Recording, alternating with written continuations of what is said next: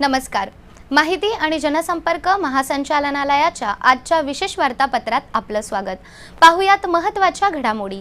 देशभक्तीचा एक भाग म्हणून तरुणांनी डिजिटल साक्षर मोहिमेस सहकार्य करावे। डिजिटल पेमेंट्स पद्धती समजावून सांगावी आणि कॅशलेस नेशन बनवण्यासाठी पुढे यावे, असं आवाहन मुख्यमंत्री देवेंद्र फडणवीस यांनी केलं। IIT मुंबई येथील ट्रान्सफॉर्म महाराष्ट्र या कार्यक्रमाच्या उद्घाटन प्रसंगी ते बोलत होते। कल्याण डोंबिवली महानगरपालिकेच्या प्रस्तावित वैद्यकीय महाविद्यालयाकरिता मंत्रिमंडळाची मान्यता घेण्याचे आश्वासन वैद्यकीय शिक्षण राज्यमंत्री रवींद्र चव्हाण यांनी दिले। मंत्रालयात घेतलेल्या आढावा बैठकीत ते बोलत होते।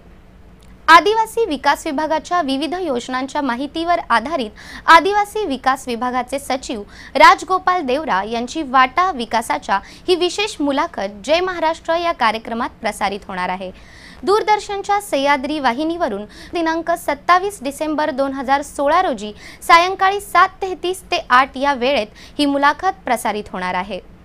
भारतरत्न गान सम्राज्ञी लता मंगेशकर 2016 पुरस्कार प्राप्त ज्येष्ठ संगीतकार तथा व्हायोलिन वादक उत्तम सिंग यांची माझा संगीत संयोजक प्रवास या विषयावर माहिती जनसंपर्क महासंचालय निर्मित दिलखुलास या कार्यक्रमात मुलाखत घेण्यात आली आहे।